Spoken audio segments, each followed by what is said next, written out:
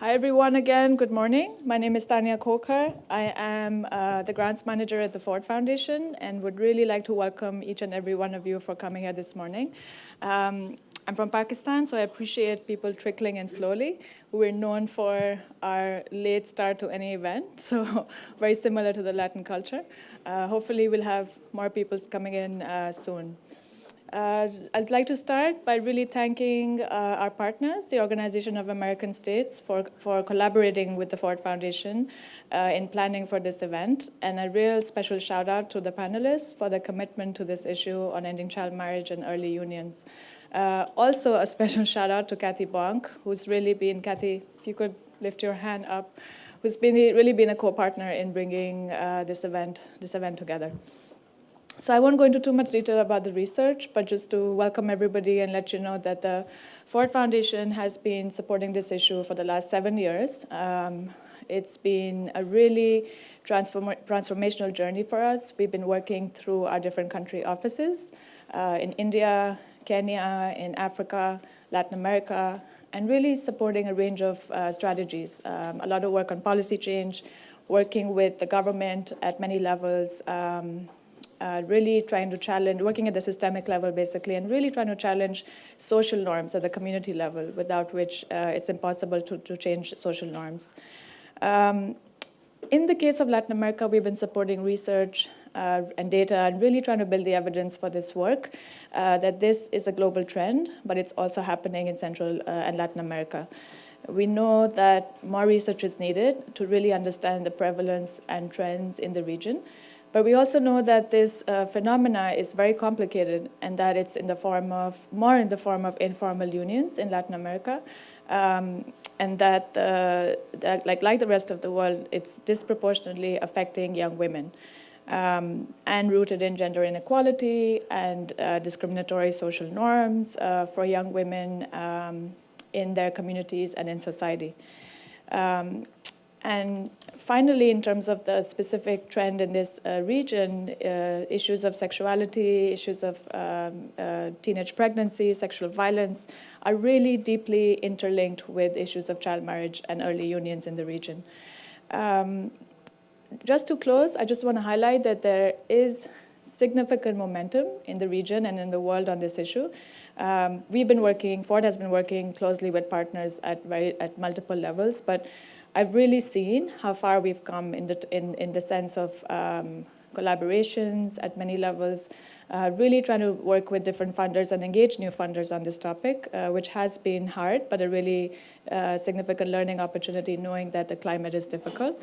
At the same time, through collaborations with other funders, specific to Latin America, we're trying to create a community of practice, trying to provide really direct funds at the grassroots level where it's needed, and really trying to generate awareness and develop regional advocacy. Really, again, working at multiple levels and trying to bring in a range of stakeholders working on this issue, whether it's young people, whether it's indigenous rights, girls' rights, female empowerment, really trying to diversify the group of people working on this issue. And just to end, I know we don't have any young women representing the issue, speaking on the lived experiences of this work. But at the end of the day, this really is about centering the lives of young women and their lived experiences, and they're at the heart of the research studies and at the heart of these conversations. So let's not forget that.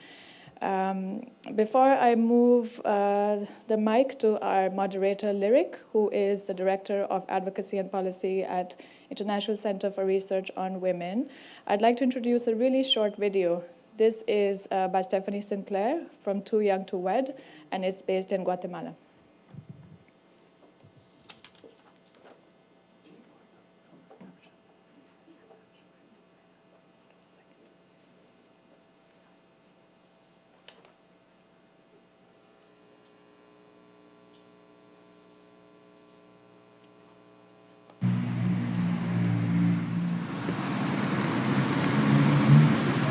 Él me decía que tenía 34 años.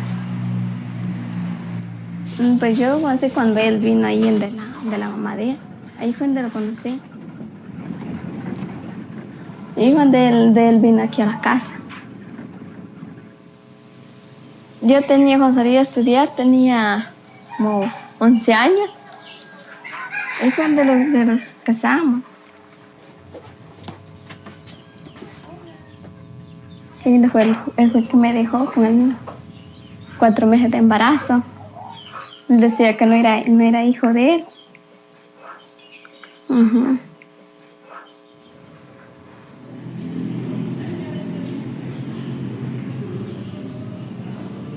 Erika, ¿verdad? Sí, todavía no sale leche. Solo así, pero una ralita. Una ralita, va, está bien. Si perdemos el ultrasonido, perdemos la edad del bebé, no sabemos cuánto tiempo tiene. Entonces, lo andan cargando, se lo muestran al médico y le dicen que se los devuelva, ¿va? Para no perderlo. Y a la próxima necesito que traiga todo.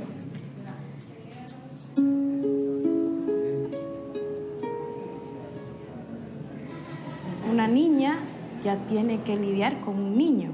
Entonces ella es como que estuviera jugando con muñecas, ¿verdad? Entonces eso para mí es chocante.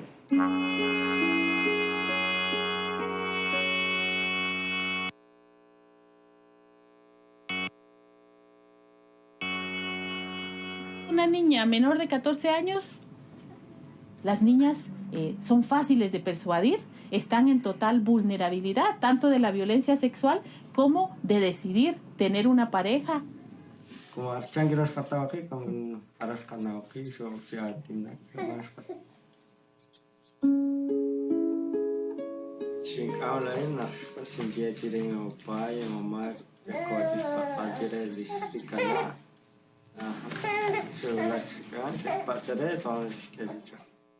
Tampoco decide el embarazo. Cuando uno sigue los casos de estas uniones tempranas o de estos embarazos, se da cuenta que en realidad la niña pierde la mayoría de sus derechos.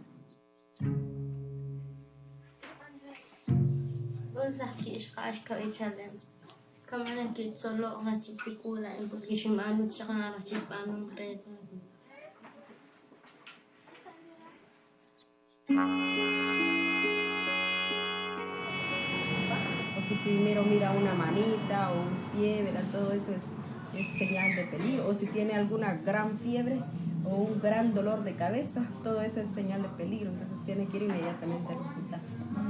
¿Sí?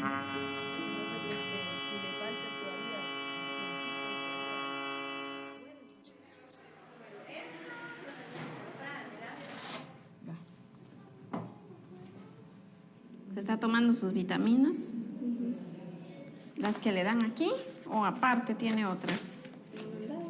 Aquí no le han dado. Va. ¿Y qué está tomando entonces? Ah, va, eso es lo que yo le pregunto. Entonces no me diga que sí. Si no está tomando, me dice no, no estoy tomando. Háblele a su esposo, a su familia, díganle dígales que es importante para que el bebé crezca bien. Si no, vamos a tener un bebé muy chiquitito.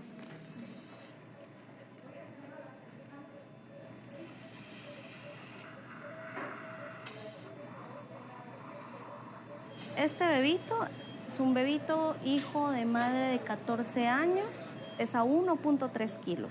Está muy pequeño todavía, pulmonarmente pues todavía no está preparado. Sus músculos accesorios del tórax se cansan muy rápido. Entonces todavía no vamos a lograr quitarle el tubo hasta que él suba de peso. La mamá de 14 años, o sea, no saben en qué se están afrontando. Pues la mamá, igual una madre pues inmadura, ¿verdad? Que no conocía lo que era un embarazo. Muchas niñas en Guatemala a los 14 años ya están casadas, ya van por su segundo hijo. Los partos normales, los partos vaginales en este caso son un poco difíciles porque la cadera no es adecuada para que el bebé sea expulsado por el canal vaginal y se conlleva a una muerte materna y a una muerte fetal. En el bebé, como estas niñas tienen un déficit de micronutrientes, pueden hacer un bebé con problemas de anencefalia, que los bebés no sobreviven casi siempre. que es lo que en la mayoría de los casos estas niñas tienen, ¿verdad?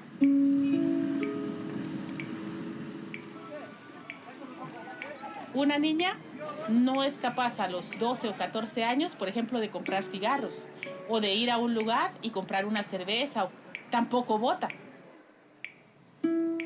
¿Cómo pueden casarla a los 14 años?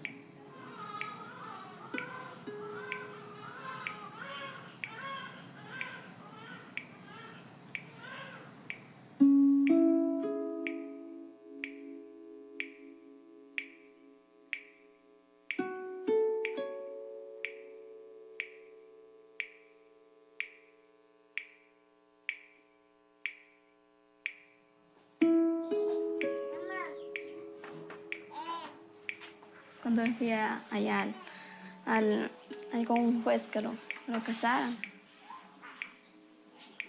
le pagó 500 quetzales. Ahí donde él dijeron al licenciado que tenía que llevar la distinción de mi papá. Y ahí fue donde nos casamos por la iglesia.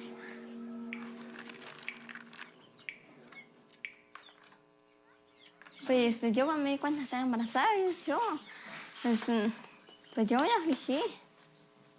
No, le llamábamos, pero no contestaba, ni venía. Y cuando estoy embarazada nunca me pasó dinero. Ni ahorita está grande el niño y cumplió sus añitos, ni lo vino a ver también.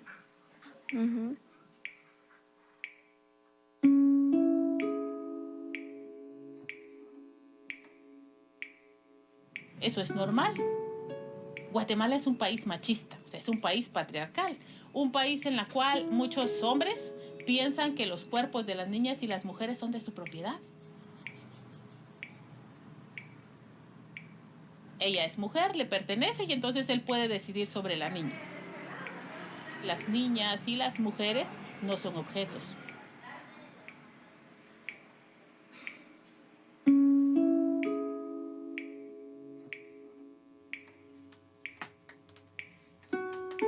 Pues yo lo que espero es seguir adelante, dijo, a ver cómo saco al niño adelante, ¿va? Pues lo difícil es que es cuando él te digo yo, cuando él ya esté grande y se vaya, ahí donde me va a costar a mí.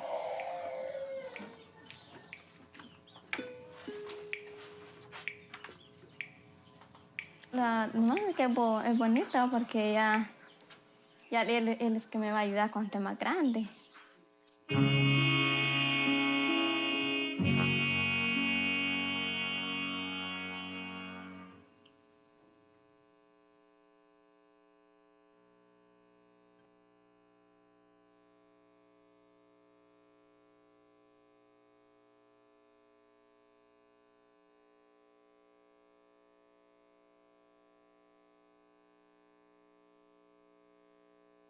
Really gives meaning to a lot of the words that we use in this community about the burden of child marriage, the burden of unpaid care work, the drudgery, time poverty, all these abstract words that we use to describe the lived experience of these girls.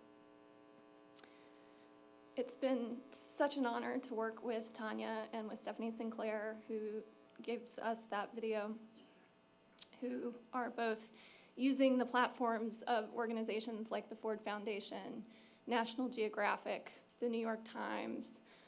We have another journalist here actually from, well, she's a freelancer, but she just wrote the piece that you may have read about a month ago in the Christian Science Monitor. Sarah, I don't know if you want to just wave a hand. She's very committed to continuing to cover this issue, so if you have programs, if you have research, please go pitch her in the after networking time. Thank you to the OAS for making your platform available to this issue as well. I have been doing advocacy on child marriage for 6 years, and it's been so gratifying to be spending more time in buildings like the OAS, the World Bank, some of these institutions that frankly weren't talking about this issue before. It's been something that my home institution, the International Center for Research on Women, has done a lot of work documenting. You will hear new research from a partner in Mexico, and you'll also hear some of the first research that we heard about in the region in the course of our panel discussion. We have various hashtags and handles on the screen behind you. I welcome you to tweet along. We're also live streaming, so be a part of the conversation online. We will go through the course of our discussion by hearing about the research first. Then we will do a round of moderated questions, and then we will hear from you. So, without further ado, it's my real pleasure to introduce our panelists this morning. You have full bios in your program, as well as websites where you can find the good work that is being done, either the studies that are being talked about or other resources. I'll also add my home institution to that at www.icrw.org. You can find all the work we've done on the topic. So I will be brief in my introductions so that we can linger in our discussion. To my right is Hillary Anderson, who is our host today. Thank you, Hillary. She's the Senior Gender Specialist for the Inter-American Commission of Women at the Organization of American States, focusing on women's rights and gender equality. And I'm particularly excited to hear from her today. She's going to open up the discussion and give us sort of a regional view, because her work is to close the gap between the international legal framework on women's rights and national level laws and policies. And as someone who works to do a lot of that in the advocacy side, I can attest that that's a real challenge. And child marriage is one of those pernicious issues where we really do see the gap and the difference between international human rights standards and local and national laws, including here in the United States. Moving right along, we have the pleasure of welcoming from Mexico City, Estela Rivera Fuentes, who is a social demographer at the social consultancy firm Investigación en Salud y Demografía, also in Mexico City. Welcome. She'll be sharing her new research on early unions in Mexico this morning. Her research topics include gender, youth, education, sexual and reproductive health, and time use. Finally, it's my pleasure to speak again with Giovanna Laro, who is the Vice President of Research and Programs at Promundo, where she's worked for more than a decade on promoting adolescent sexual and reproductive health and rights through gender transformative approaches. And we'll dig in on what all of that means and the good work that Promundo has been doing in the region in the course of the discussion. So let's jump right into it. Hillary, please open up our conversation this morning by giving us a picture of what's happening to girls and women in the region. Child marriage, early unions, what's the difference? Help us understand. Sure. Thanks very much, Lyra. Good morning, everybody. Child marriage is an issue that's been visible at the international level, particularly in the framework of the United Nations for a good number of years now, but we really haven't looked at it much here in the Americas for a series of reasons. Child marriage is a lot more prominent here in the Americas than we think it is. UNICEF estimates that, UNICEF data indicates that between 2006 and 2013, 29% of girls were married before the age of 18, which is a not insignificant number. So the problem is really much more prevalent than I think we thought it was, but it's been invisible for, as I said, a series of reasons. On the one hand, and perhaps most importantly in the Americas, informal unions are much more common than formal marriages. And it's only recently that the data collection has sort of caught up with that and started to take into account, started to register these informal unions and take them into account as marriages, quote unquote. And that's really, that's helped to enhance our understanding of how big the magnitude of the issue here in the Americas, and it's given us a better, it's given us more tools to approach it a little bit more effectively. At the global level, the terminology, I think, maybe wasn't helpful in underscoring the relevance of the issue, because they talk about child early and forced marriage, so there's that word marriage again. And also the issue of forced marriage is perhaps not seen as relevant here in the Americas. A lot of the research that's coming out now focuses on the quote-unquote agency of girls in choosing marriage as an option, because they're not presented with a lot of other options. So I do want to use that word agency with a grain of salt and not put too fine a point on it, because when we talk about girls choosing marriage and choosing motherhood as an option, they're choosing from an extremely limited range of other options. So maybe, yeah, I think the issue of forced marriage, you tend to think of sort of child brides in Afghanistan and those sort of visual images that are maybe not as relevant to the Americas. But so when we talk about forced marriages, I think there's a need for a more nuanced understanding, and that it's not that they're being forced by their parents into marriage, but that they see it as really their only option for any type of social status or upward mobility. So there's perhaps a need to adjust the terminology in the Americas, and at least for the time being, what we're focusing on is child marriage and early unions, particularly to emphasize just how prevalent early unions are. This is taking place within a changing legal framework in the Americas, where we have made, albeit slow but gradual progress in the recognition of women's rights, and where an increasing number of countries are raising their minimum age for marriage to 18 for both girls and boys. Historically in the Americas, the countries have maintained a disparity between girls and boys in terms of the minimum age for marriage. It's either 14 and 16 or 16 and 18, and depending on the country. And even when the minimum age for marriage is up at 18, or it's the same for girls and boys, there have always been a whole series of exceptions to that minimum age for marriage, either with parental consent or judicial approval. In practice, this has meant that even in countries where the minimum age for marriage is 18 for girls and boys, there are a lot of girls who end up getting married or end up in informal unions. And this is for several reasons, which I'm sure my colleagues are going to go into in a little more detail from their particular cases, but just generally in the region. The main reason, I think, as we just saw in that video, is pregnancy. Rates of child pregnancy are projected to increase by UNFPA. It's the only region in the world where they are projected to increase through 2030. And many of these pregnancies are a result of sexual violence directly, or sexual coercion, which I'll talk a little bit more about later. Because they've already begun to engage in sexual activity with a partner, they often feel the need to sort of salvage their honor by getting married or sort of formalizing their union. Many couples do it in order to avoid a statutory rape conviction. And as I said before, a lot of girls and their families just see it as their only option. Even taking into account the disparities in the minimum age for marriage and the possibility of exceptions, a World Bank report from 2017 actually pointed out that looks at the legal framework surrounding child marriage in the world, actually pointed out that 55.8% of girls in Latin America and the Caribbean were getting married illegally. So that points to, I think, a clear gap in terms of policy and practice, that even on paper, when the minimum age for marriage is 18 and they've managed to eliminate all of the different exceptions, there are still a lot of girls getting married or entering into these early unions. So I think we clearly have a need to focus on an implementation gap. And I'll stop there and let my colleagues talk a little bit more about the research that's coming out, which is very exciting for us because we're finally starting to understand the issue a little bit better. And then I'll talk a bit more about the public policy implications of all that towards the end. Sounds great. Thank you.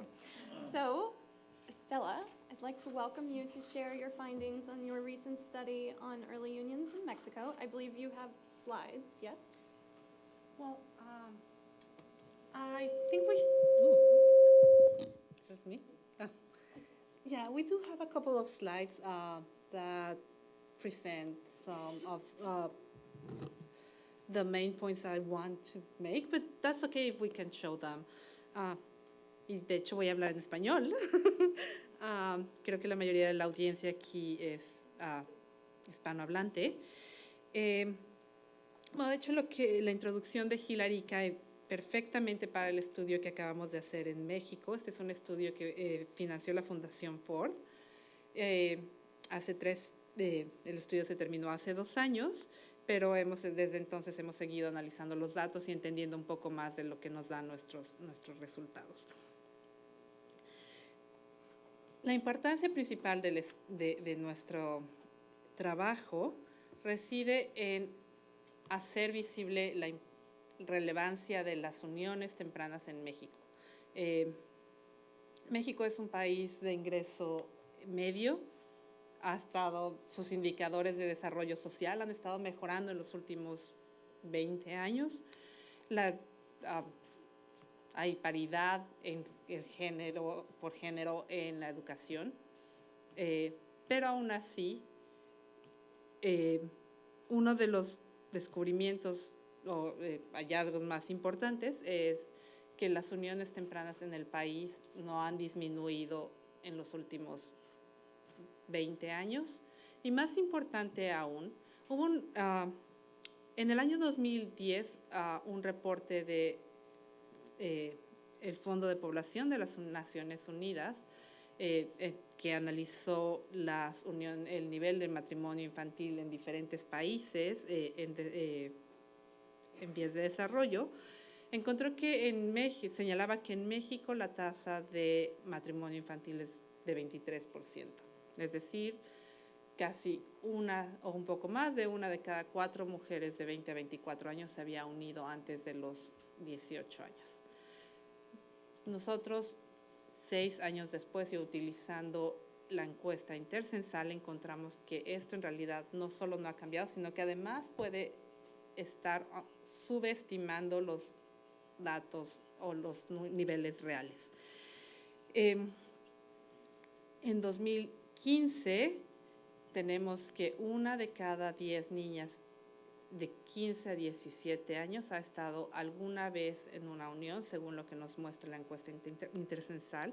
Y este dato es muy importante, primero, porque bueno, si pensamos una de cada 10, pues es un número sorprendente, pero además uno puede esperar que para los 18 años, es decir, el momento en que termine su periodo de exposición, pues este número se haya doblado, ¿no? Y es exactamente lo mismo que teníamos hace 6 años. Más aún, la mayoría de las uniones tempranas en México, el 8 de cada 10 al menos, son no formalizadas. Y esto nos lleva a pensar que cuando estamos trabajando con estadísticas que se recolectan de forma estándar, muchas de las uniones que son no formales no se registran. Y además no estamos registrando uniones que ya terminaron posiblemente.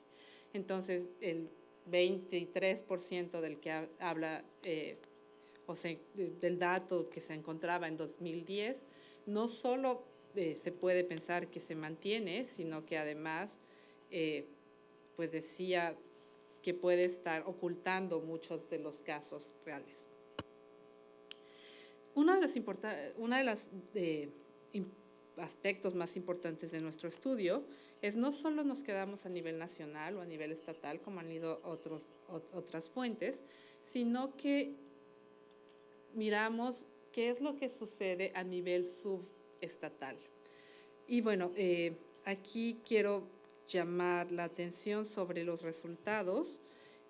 En el país hay 240 regiones, quiero decir, por una región encontramos un grupo de municipios que están contiguos dentro del mismo estado y comparten las mismas características económicas y sociales.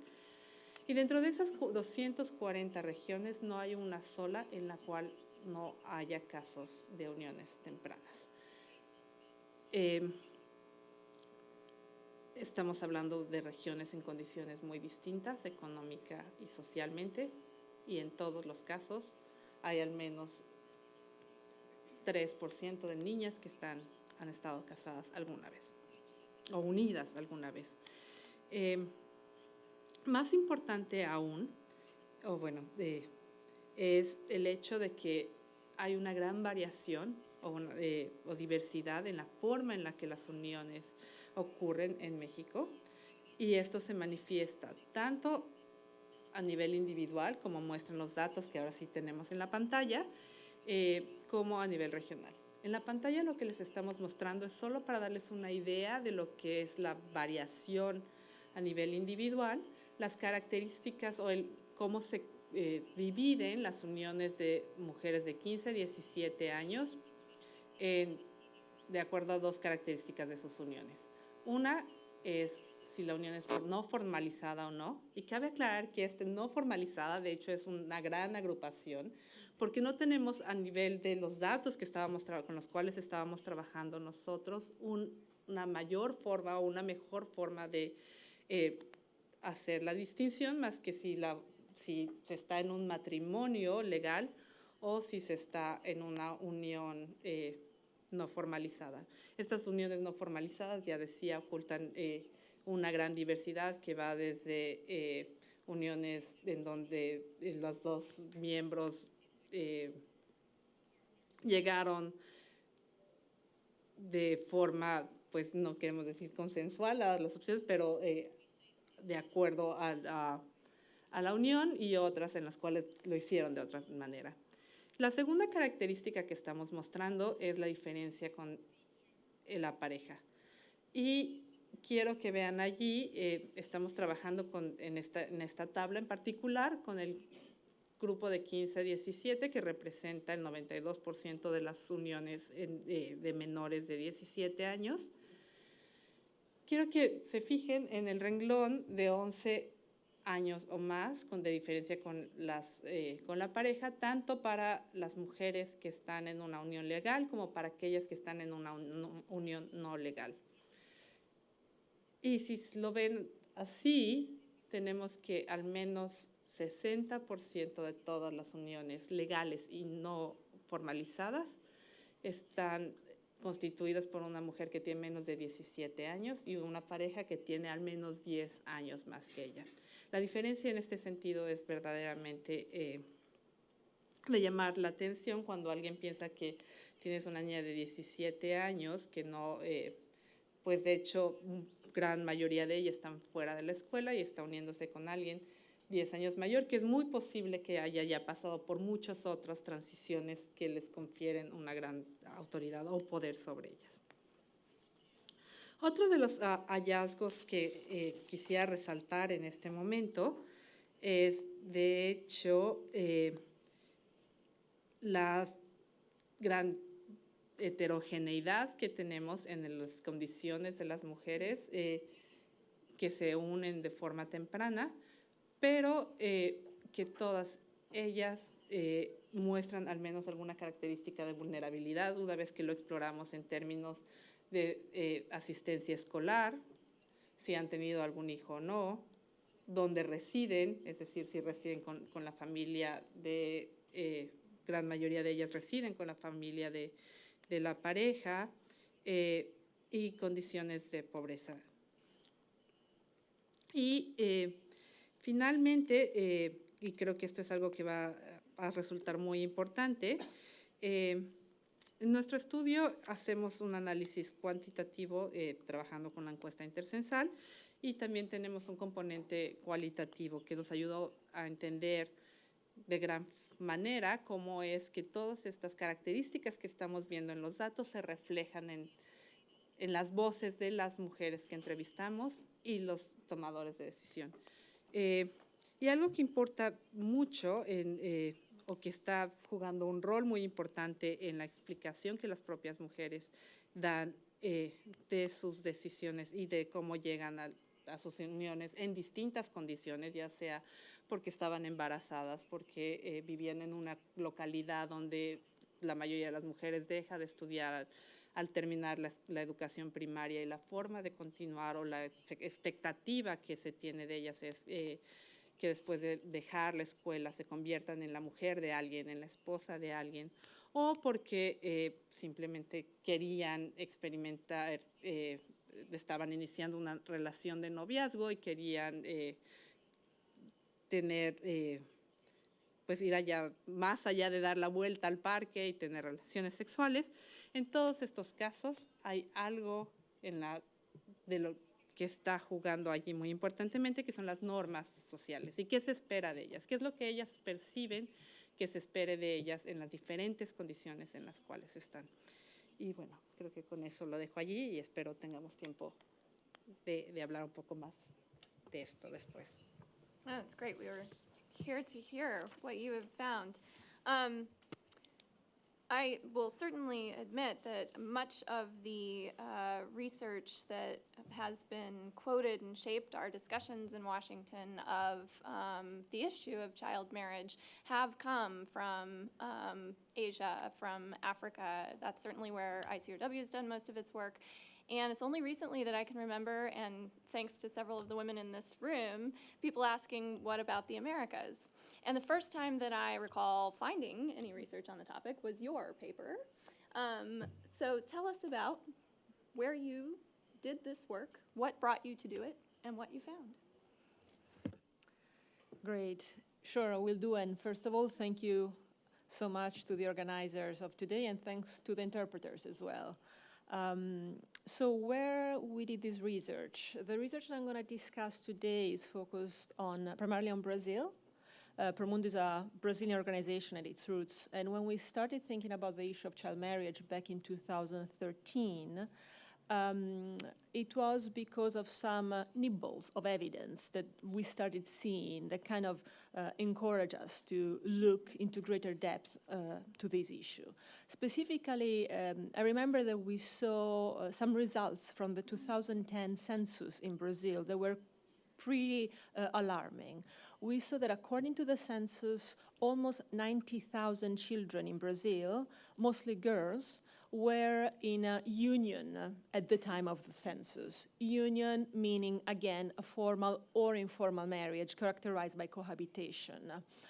And these were the reported case. So we assumed that probably this meant that it was just the tip of the iceberg. So we went and looked at the little data available about Brazil, which was coming from UNICEF estimates based on what at the time was the latest equivalent of the DHS survey from 2006 in Brazil, which again told us a pretty disturbing story. That is, even though Brazil does not have prevalence rates as high as some of the hotspots of child marriage that we think about normally when we think about the practice, such as those in sub-Saharan Africa or in South Asia, yet, first of all, in the Americas, it still has a relatively high prevalence, coming just after Nicaragua and the Dominican Republic. And because of its size in terms of population, it actually ranks third globally in terms of the absolute numbers of women aged 20 to 24 who were married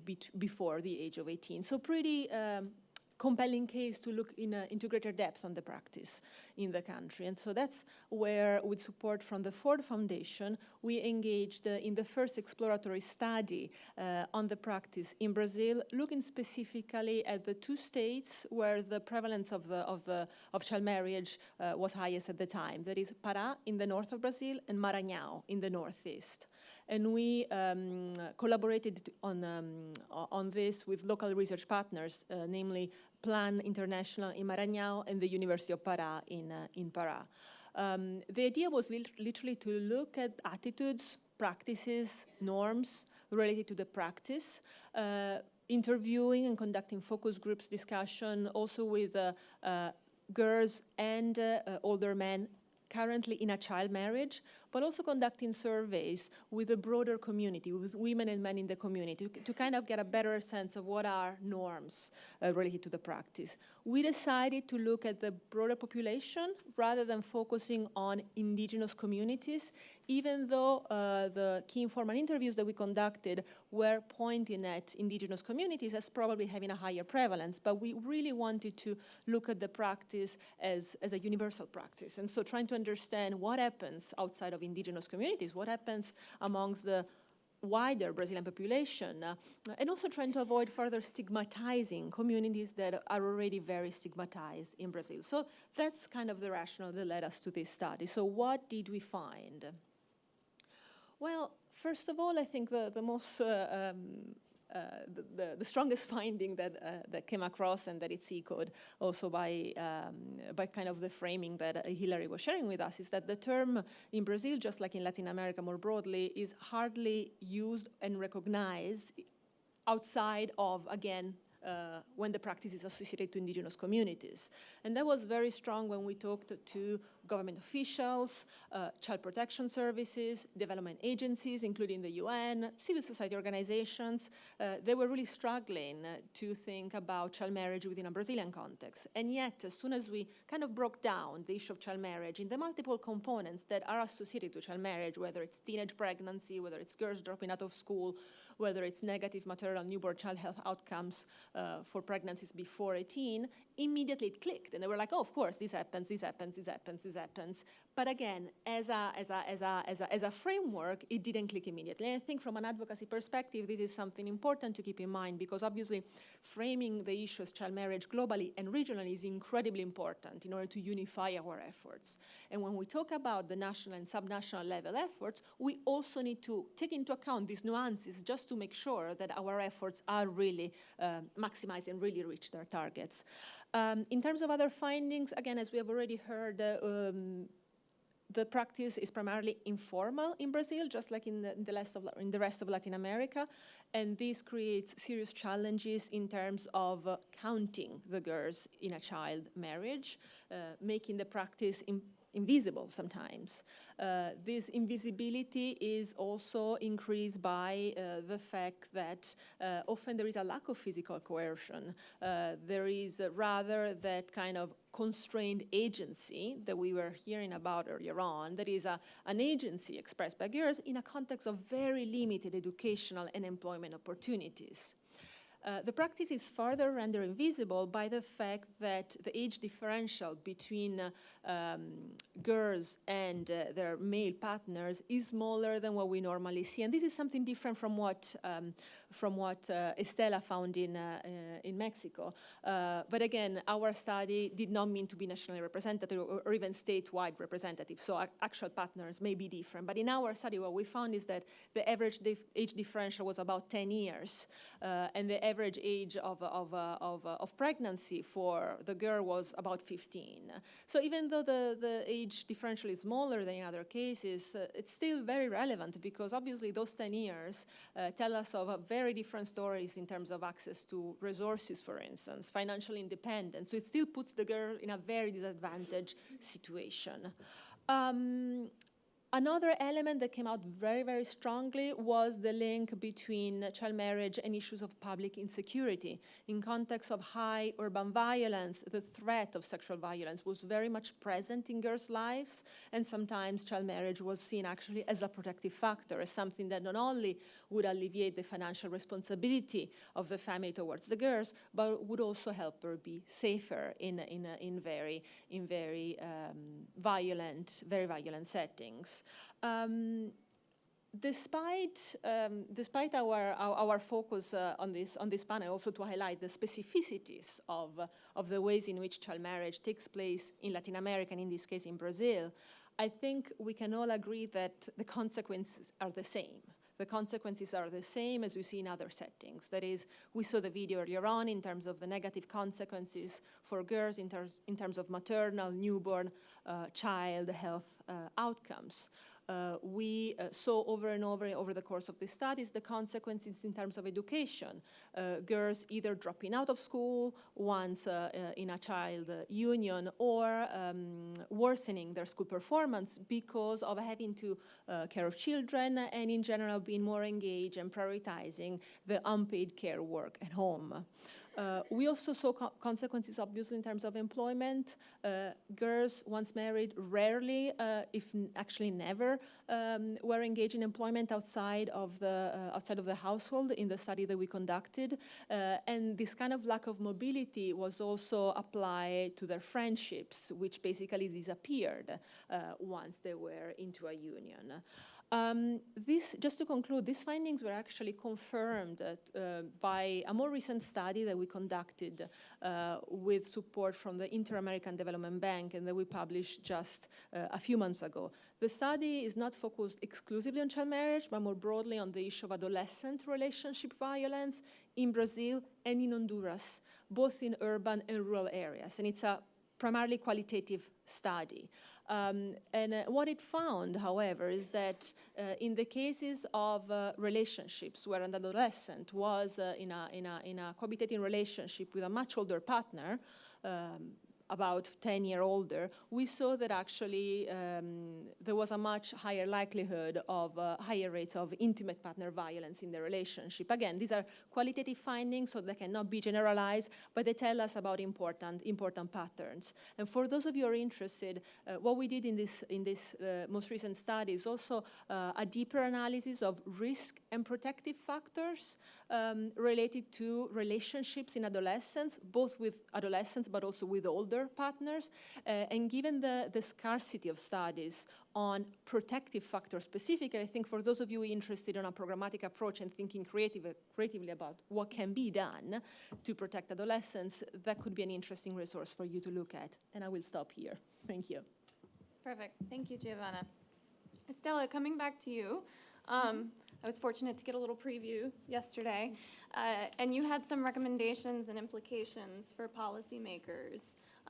We're here in Washington, we're at the OAS. What would you have folks take from your findings? What actions can they take to address these issues? Well, sí, gracias. Bueno, creo que nuestro punto principal es, dada la heterogeneidad que estamos encontrando, no se puede pensar en una sola bala mágica, ¿no?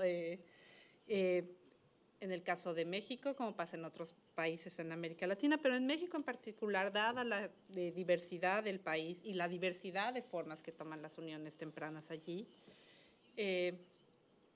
no hay forma de atacar a las uniones tempranas con una sola política. Creemos, por un lado, que, al igual que otros, que las intervenciones y las políticas deben de ir en dos sentidos. Por un lado, aquellas que contribuyan a reducir las uniones antes de los 18 años y por la otra, las opciones o que se permitan mejorar las opciones de aquellas mujeres que ya están en una unión, dadas las condiciones en las cuales se encuentran.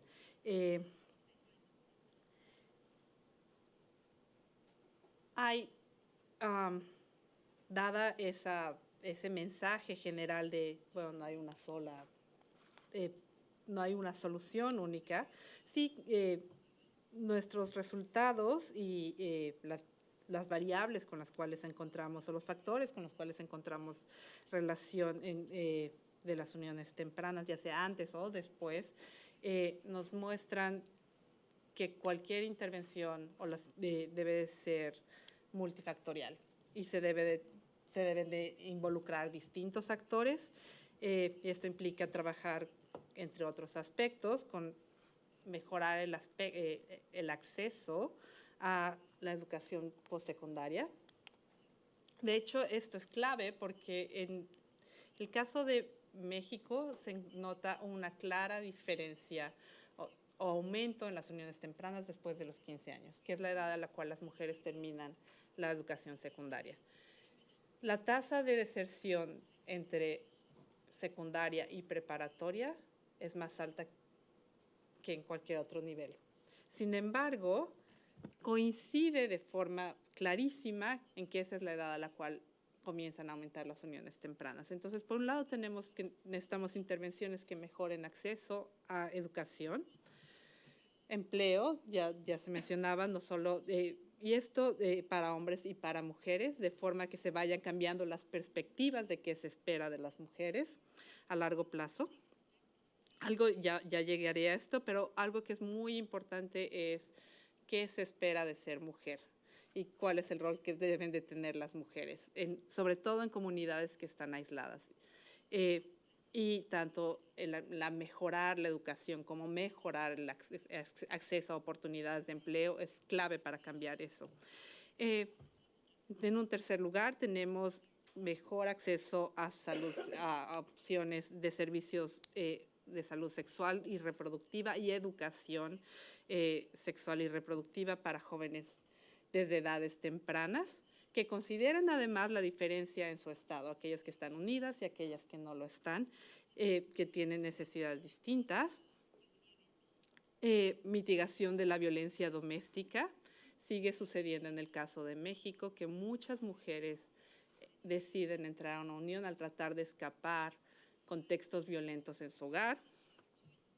Y bueno, finalmente hablaba ya de reconocer la importancia de las normas sociales, tanto para al formular políticas que intenten reducir o mitigar las uniones tempranas, como en un mediano plazo poder cambiar aquellas normas que tienen que ver con género, con masculinidades y con sexualidad de los jóvenes en particular.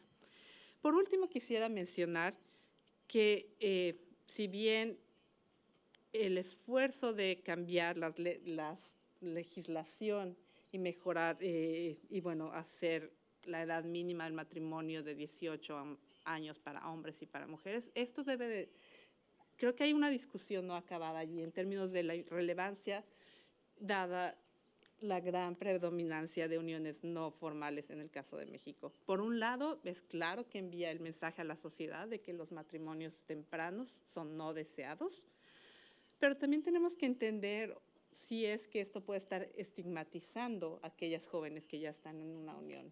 Y además, como ha estado sucediendo en algunos casos aislados, puede servir de pretexto para aquellos grupos conservadores de penalizar aún más o estigmatizar aún más la sexualidad de los jóvenes. Entonces, es muy importante por lo mismo que trabajemos en todos estos frentes al mismo tiempo.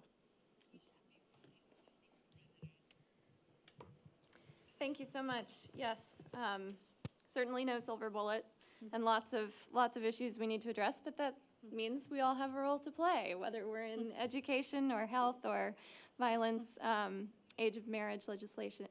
Thank you for helping us understand. And legal and policy change is certainly an important step, absolutely. It's one of our 5 solutions that we talk about at ICRW, but it's not the only one.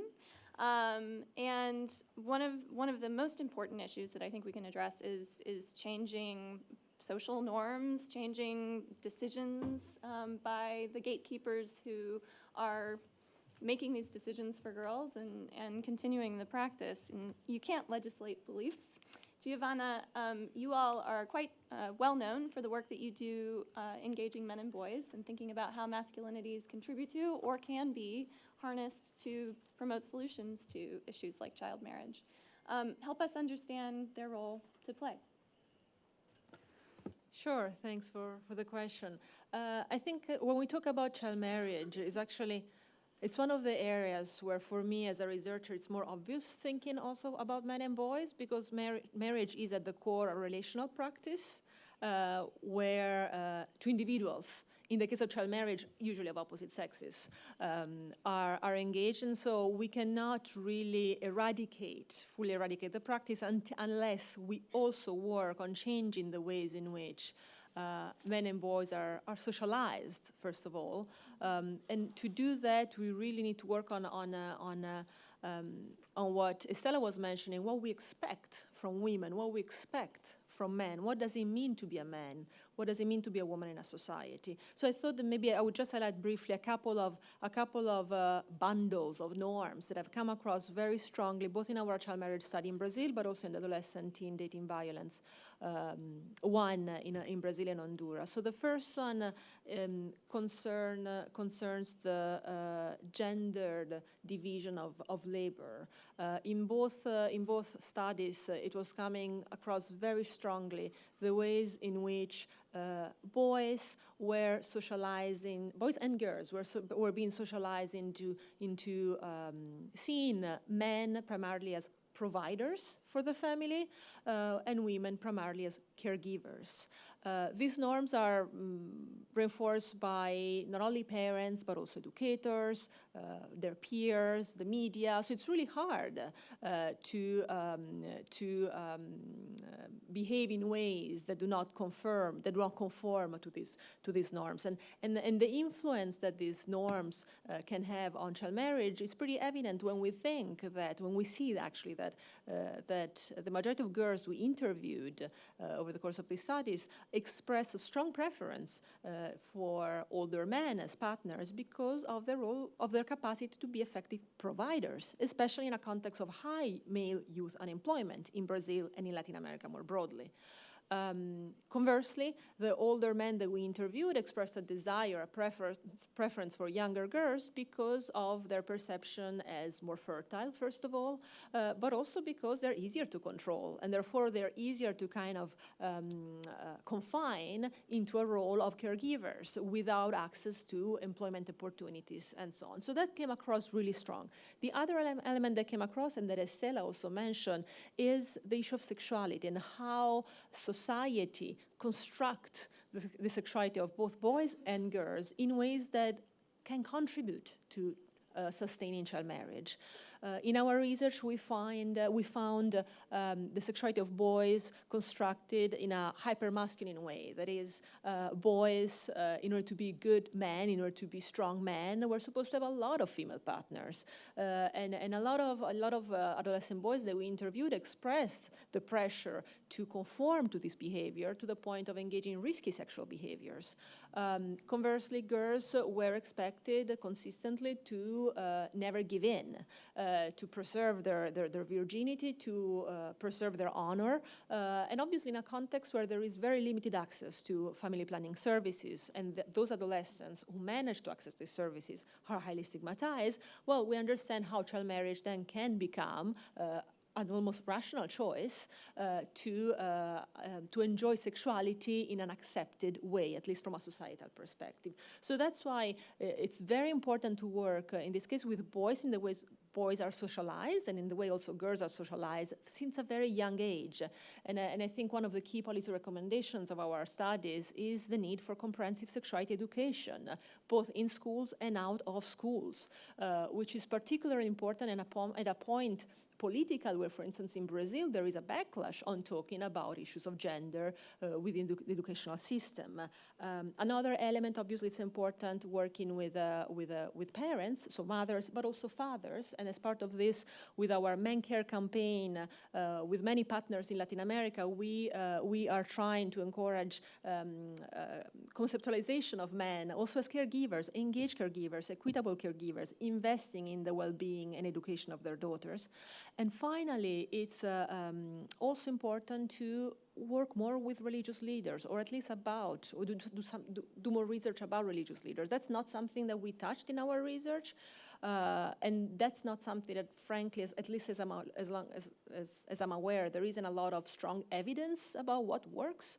But the issue of religion, especially evangelical religion, was coming up across as something very strong in the lives of the adolescent girls and boys that we were interviewing.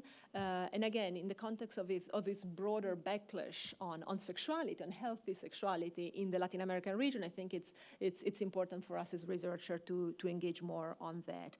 I will stop here, but I just wanted to flag a resource that some of you may be interested in checking out. It's a briefing paper on engaging men and boys to prevent child marriage that we co-wrote under the leadership of Meg Green, who's here in the room a few years ago, and that's still, I think, a valuable resource for those of you interested in looking a bit more broadly at how to engage men and boys in child marriage prevention. And Meg was also one of the authors of the study in Brazil, so I'm glad that you could make it today. Thank you, Giovanna. Wonderful work and insights, as usual. Okay, back to you, Hillary. You opened us up with a sense of where we are at in the region today. What steps are you encouraging us to go forward and take so that in the future it's a different and better picture for women and girls and men and boys, and one where we end child marriage?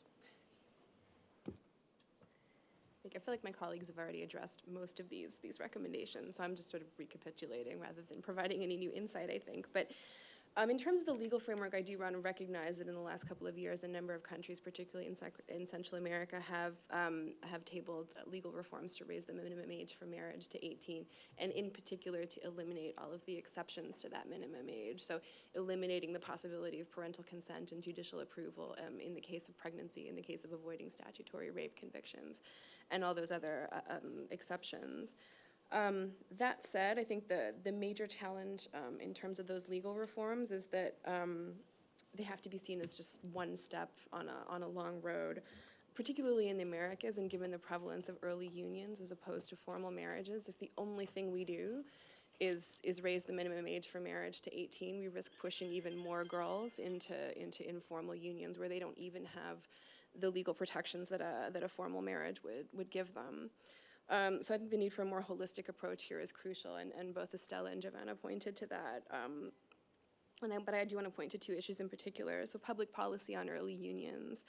Early unions themselves may be very difficult, if not impossible, to legislate, but I think it's crucial that we come up with creative ways to formulate public policies that address the particular needs of girls who are already in, or who may have already been in, but are no longer in early unions. In particular, their sort of privileged access to continuing education, to employment training, to health services, in particular sexual and reproductive health services, given the prevalence of child and adolescent pregnancy, to specific financial and other incentives that may allow them to continue their education even while they're in an early union and while they're already having children of their own. And again, and also public policies that address some of the drivers of child marriage and early unions, which my colleagues have already pointed to.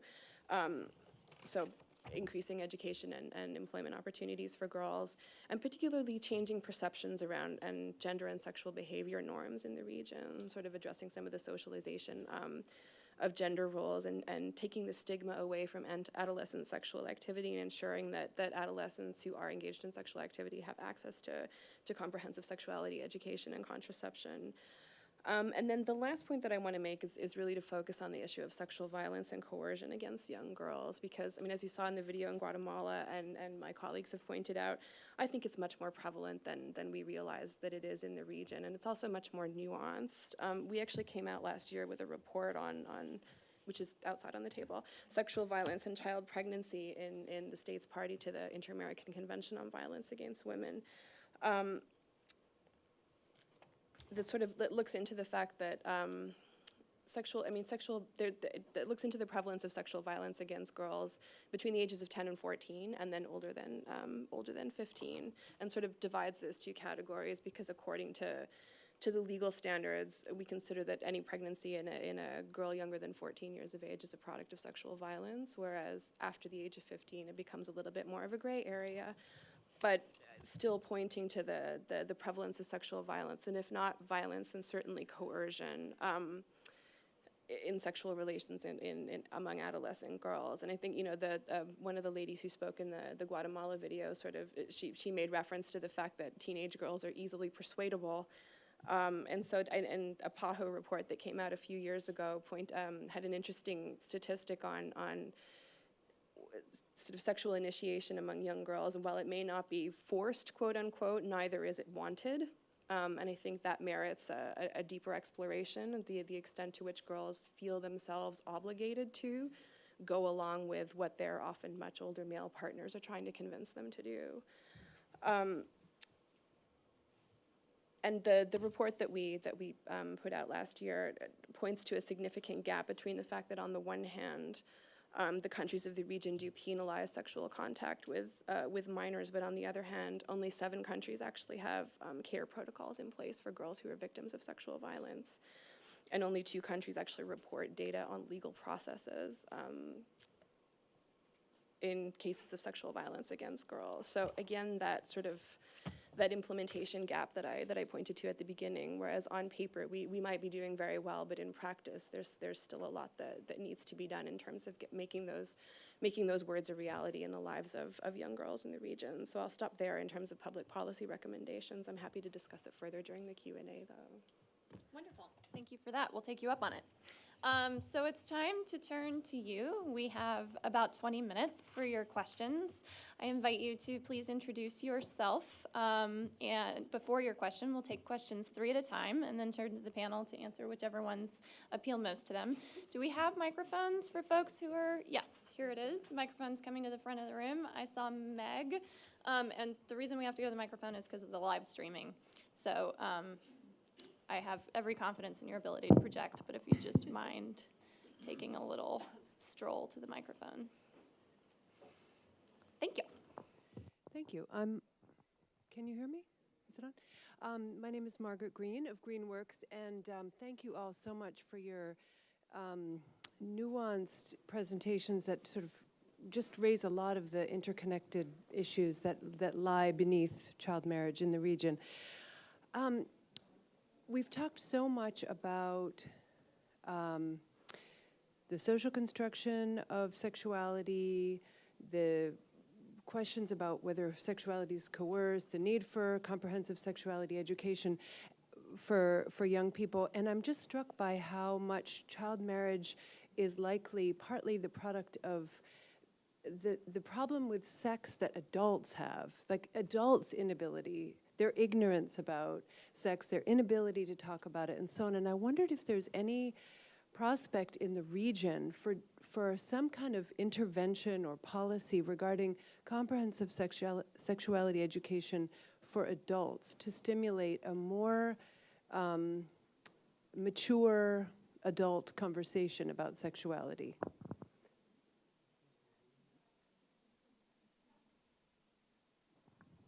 Hi, my name is Genesis Luigi from Venezuela, and I have 2 questions. The first one is, we talk a lot about the role of girls and young women, but also I see parents as a really important stakeholders, the parents and the family of these young girls, and also for the male partner. And another question is if you have any insights on how to address this issue, knowing that a lot of the major donors do not have a particular interest in this subject in Latin America. Thank you. Hello, Maria Fernanda Sierra from the Trust for the Americas here at the OAS. First, thank you very much. I think this was very revealing.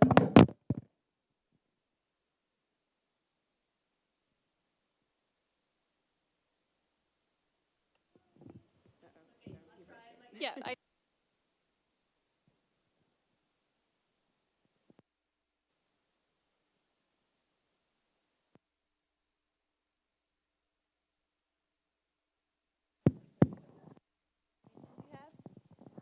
my question is related, I don't know if you have much information about what happens to the children that these girls have. That extends to whether they are premature children, their health issues, because this is an issue that is a result of many problems and vulnerabilities, but that also causes and triggers other issues. So if you have any information about what happens to these children, the likability that they're premature or not, the health status, I know it's difficult, but just wondering. And also, if you have any information of the likability of these girls, as you mentioned, they probably have many relationships when they are under 18, so that's also a result of many constraints relations when they're under 18, so the likability of that to happen, and that's it. Thanks.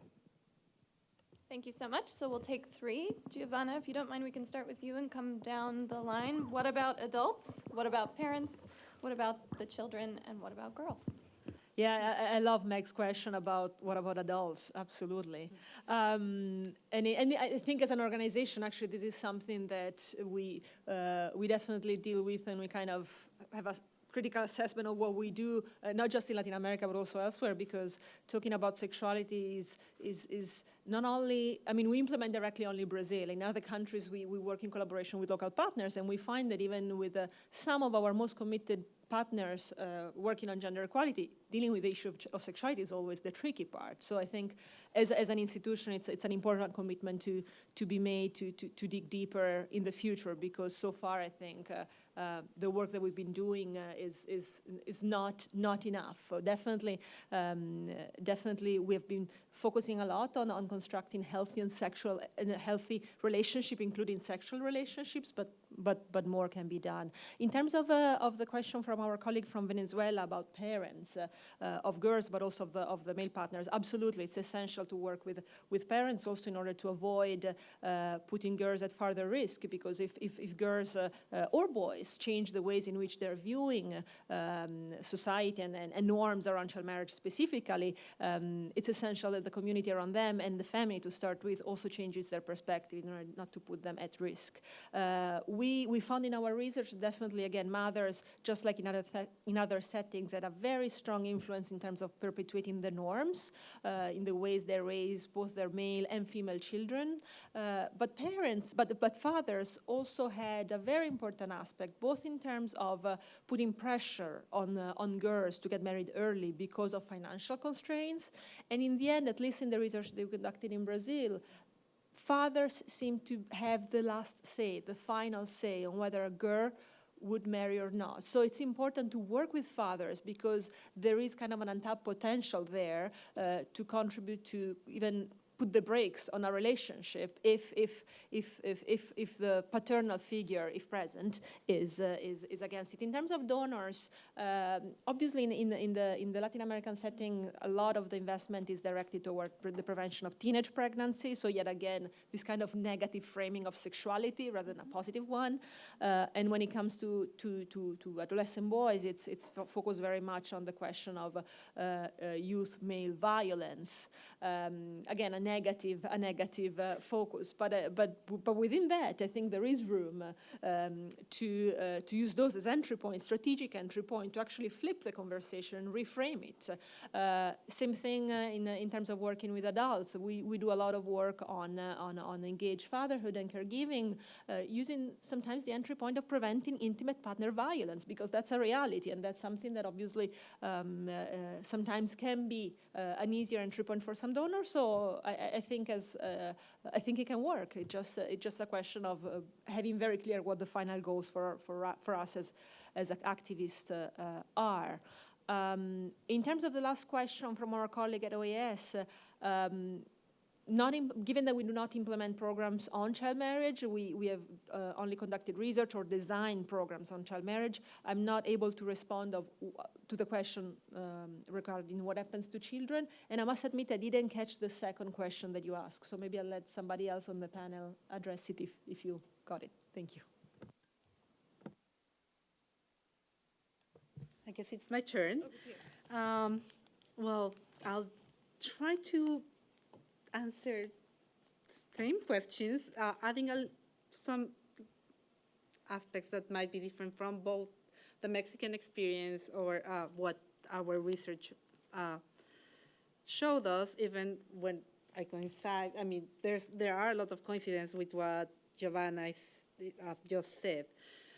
In the case of Mexico, for Meg's question, I think one very important move has been for organizations of the civil society that are constituted by young people to be every time more engaged in the design and messages that need to be transmitted in sexual education. That doesn't necessarily involve adults, but I think it's bringing back the field to those that are the main constituents. Now, of course, from there, what's needed is, as you're saying, and especially in terms of thinking in the short term of changing social norms regarding sexual education, to be able to transmit the messages that young people are coming up with to adults, and being able to make a convincing message. In terms of Nancy's, I think Nancy was her name, question regarding parents, I think one very important, in addition to what has been said, one very important thing we found in our in-depth interviews is that parent support for women in a union is key. And those women who were in the situation where their parents were supportive, and even more, when they were living with their parents,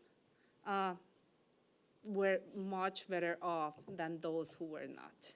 And this goes to the case of the need to work with parents to help them understand the challenges that women face in the case of a teenage pregnancy, what they are even, or in an early union. I don't, transmission, second generation transmission, and how the early pregnancies might affect the kids.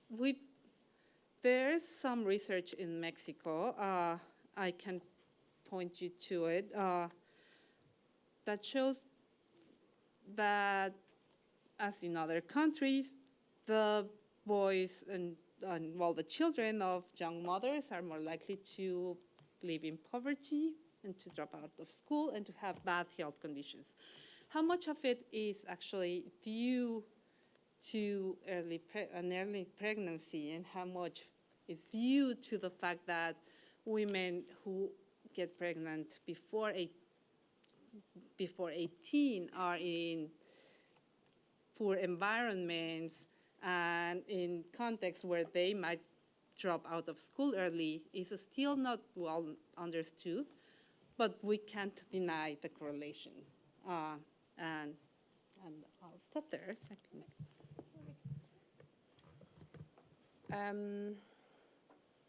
In terms of Meg's question, yes, I do think comprehensive sexuality education for adults is really important. We've seen over the last couple of years in the region, in a number of different countries, attempts at education reform to introduce gender equality and sexuality education into basic education curriculum. Peru is probably the most visible example lately, where they tried to reform the basic education curriculum, and it spurred a whole social movement called Con mis hijos no te metas, which loosely translated as "Don't mess with my kids," which is basically just parents sort of asserting their right to control the sexuality and gender equality education to which their children are exposed, and saying, no, the state has no place in this. We don't want this education curriculum. The Minister of Education lost her job.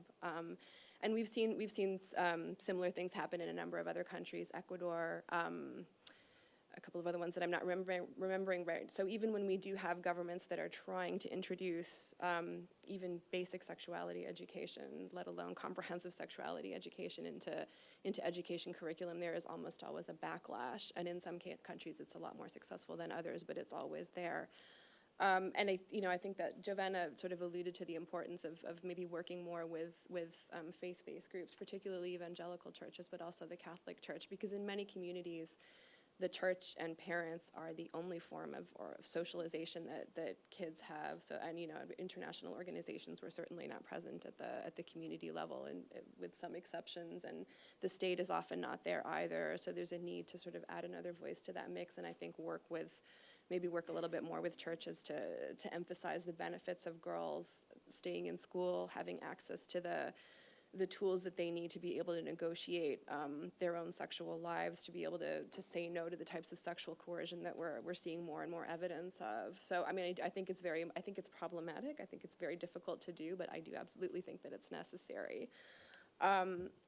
And that sort of speaks to the importance of parents as well. Like, there's a need to involve parents a little bit more and work with them to highlight the importance of both their girls and their boys staying in school, having access to economic opportunities, and having the tools that they need to be able to negotiate sexual relations.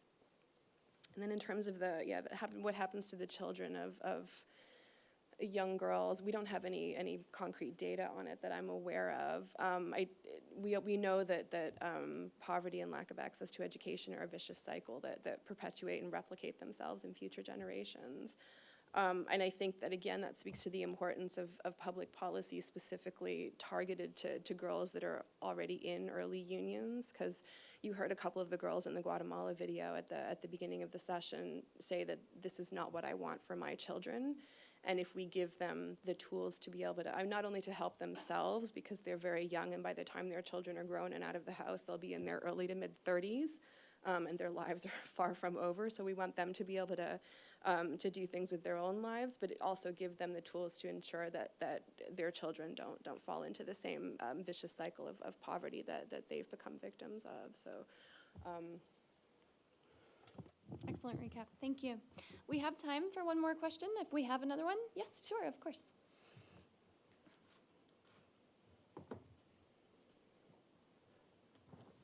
Good morning. I'm Sherry Turritz from American Jewish World Service. This is a great panel. Thanks so much. Sort of a comment and a question.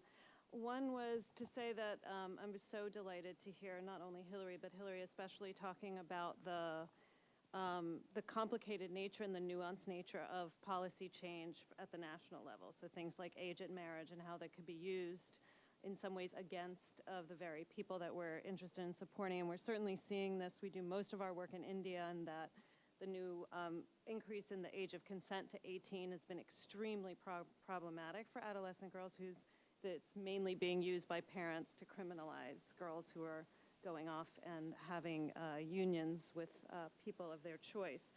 So my question is about, related to policy, is about, it does seem, I was wondering if there's any evidence or existing laws around child support, the idea of what is the obligation of the father, the biological father, to the young woman with whom they've just had a baby. So that was one question. And the other was, there's certainly a very rich feminist movement in Latin America, and I'm curious to hear about whether or not the women's movement, the feminist movement, is taking this issue on, and how they're taking it on, or has it really been more of the purview of the child protection world? Wonderful. Thank you, Shari. That's an excellent couple of questions to close us off. Hillary, would you like to start, and we'll go back down? And if you'd like to wrap into your response, any final thoughts you didn't get a chance to say, please do so. In terms of laws around child support, Latin America is actually, it's made a lot of progress over the last even 20 years, I would say, in terms of responsible fatherhood laws. So yes, there are a lot of laws on the books in terms of a father's responsibility to provide for any children that he may have inside or outside of formal marriage. Again, there's an implementation gap there. Some countries are doing better than others in terms of enforcing those laws. And particularly in the case of informal unions where there's nothing on paper about she and I are together, it's often very difficult for a girl to prove that a particular man is the father of her child, not because she's necessarily having sexual relations with anyone else, but just because the father might deny it. And there's no way whatsoever when she's at sort of a rural community level for her to access a DNA test to say, yes, you are the father of my child. So there's a lot of, the laws are on the books, but it's very challenging to implement them. In terms of the feminist movement in Latin America, they haven't really taken on the issue of child marriage yet. I think, again, because it hasn't been very visible in the region, and also because they put a lot of their emphasis on gender-based violence, sexual violence in particular, and perhaps we haven't been strong enough in pointing out the links between child marriage and early union and sexual and gender-based violence. So maybe we need to do a little bit more work there in terms of highlighting those links. But it's not, I think it's beginning to change as awareness is beginning to grow in the region of the prevalence and magnitude of child marriage and early unions, but it hasn't really been a kind of a flagship cause of the feminist movement yet, no. Thank you. Well, to that, I'd say the case in Mexico is exactly what Hillary is describing. If anything, for fatherhood laws, even when in Mexico, in paper, there's alimony is necessary in the case of a separation, either in a formal or an informal union, that I think that doesn't necessarily get implemented in most cases, but especially in informal unions. But that actually brings me to a point that I think is very important to make and doesn't refer necessarily, to formal, to father support, and that's the case of understanding the legal and societal barriers that women who are in an early union and are non-formally or legally married might face. Now, even when they don't have a kid. Half of the women in Mexico who are in an early union do not have children. But all of them are out of school, and all of them are not working. And that puts them in a particular vulnerable situation. And in the case that the union gets dissolved, especially because most of them actually go to live to their in-laws. So going back to their parents' house or finding a way to recover or live on their own when they are only with secondary education or less than that and don't have any job experience is something very, very important.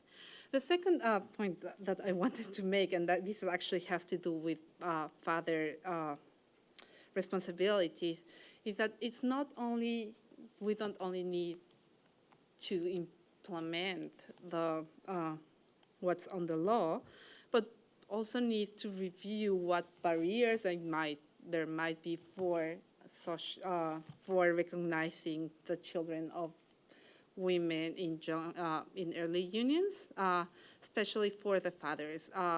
And this means working with the national registration system. In some states in Mexico, at least, men and women cannot register their children unless they are legally married. And when we think about 80% of early unions being illegal, this means many men can't register children under their own name, even when they are willing to. And that, of course, has consequences in terms of their responsibilities.